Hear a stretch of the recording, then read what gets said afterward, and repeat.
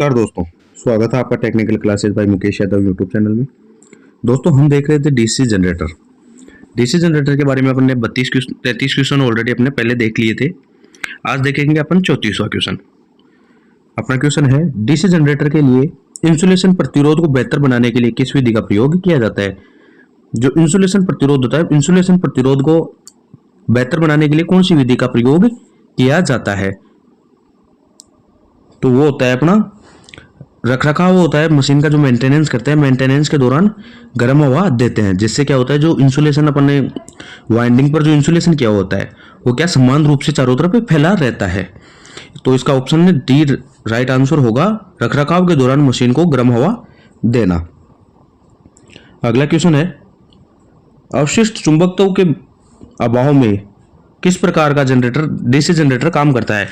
यदि जनरेटर में अवशिष्ट चुंबकत्व का अभाव है, कम है, अवशिष्ट चुंबकत्व नहीं है, तो उस कंडीशन में अपना किस प्रकार का जो डीसी जनरेटर होगा वो काम देगा। तो जो शंट जनरेटर या श्रेणी जनरेटर या कंपाउंड जनरेटर होते हैं, जो तीनों जनरेटर होते हैं, इनमें क्या जो अवशिष्ट चुंबकत्व होता है उसके द्वारा अपने चुंबकीय बल रेखाएं होती हैं, उनके द्वारा ईएमएफ जनरेट होता है। लेकिन जो अलग से उत्तेजित जनरेटर होता है, सेपरेट एक्साइट जनरेटर होता है, उसमें फील्ड पोल को उत्तेजित करने के लिए अलग से विद्युत धारा, डीसी विद्युत धारा प्रदान की जाती है। तो इसका आंसर होगा अपना अलग से उत्तेजित जनरेटर। ऑप्शन डी इसका राइट आंसर होगा। अगला क्वेश्चन देखो, आर्क वेल्डिंग के लिए किस प्रकार के डीसी जनरेटर का उपयोग किया जाता है। अगला क्वेश्चन है, डीसी जनरेटर में तरंग वाइंडिंग की विशेषता क्या होती है। जो तरंग वाइंडिंग होती है, वेव वाइंडिंग होती है, वेव वाइंडिंग की विशेषता क्या होती है, या डीसी जनरेटर में जो वेव वाइंडिंग करते हैं, वेव वाइंडिंग क्यों की जाती है। तो वो करती है विभेदक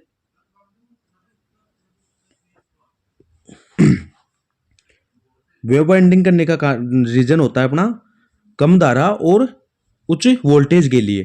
तो ऑप्शन सी इसका राइट आंसर होगा। अगला क्वेश्चन है, डीसी जनरेटर में कम्यूटेटर संयोजन में प्रयुक्त प्रतिरोध तार का उद्देश्य क्या होता है। जो इसमें प्रतिरोध लगा रखा है, वो प्रतिरोध लगाने का रीजन क्या है, या अपने किस कारण से प्रतिरोध लगाते हैं। तो वो होता है अपना धारा की दिशा को आसानी से पलटने के लिए। ऑप्शन डी इसका राइट आंसर होगा। अगला क्वेश्चन है,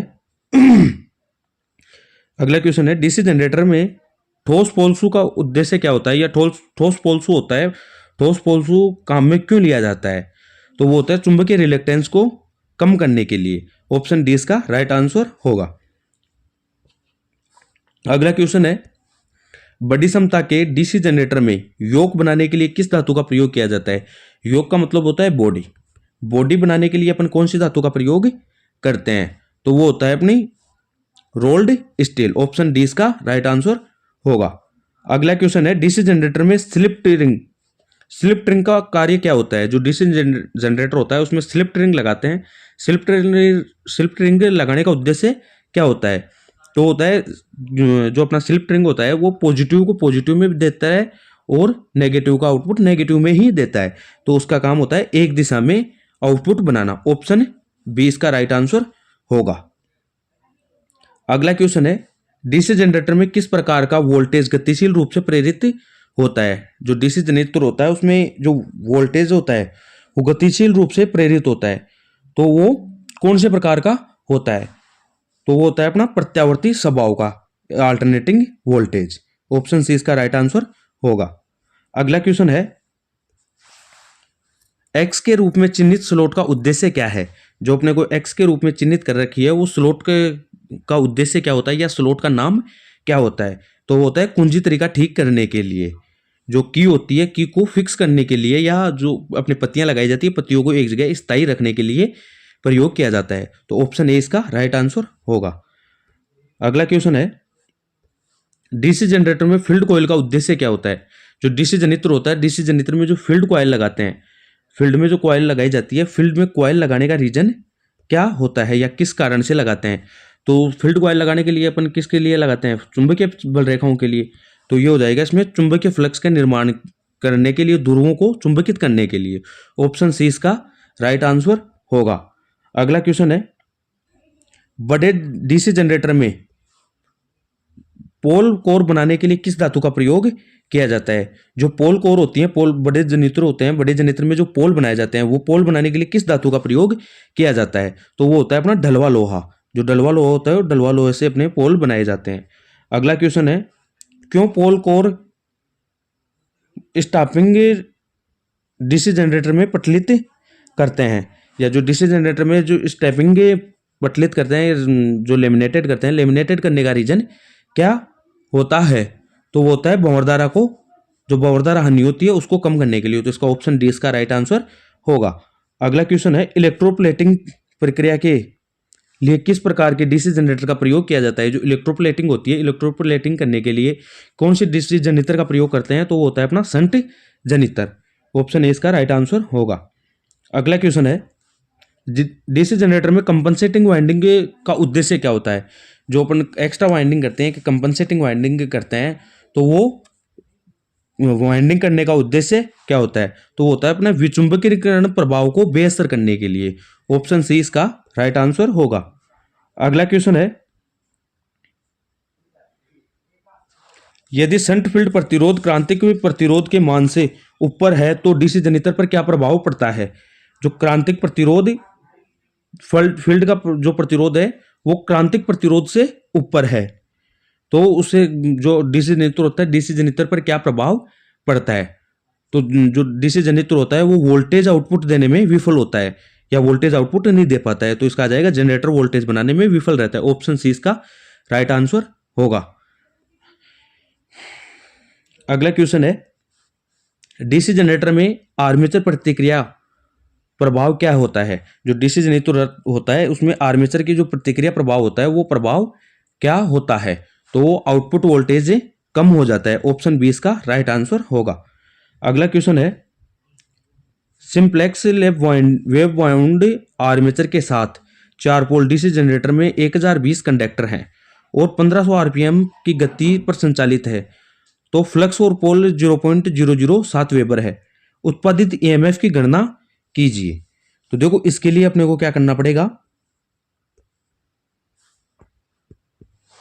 तो इसका राइट आंसर हो जाएगा अपना 243 वोल्टेज।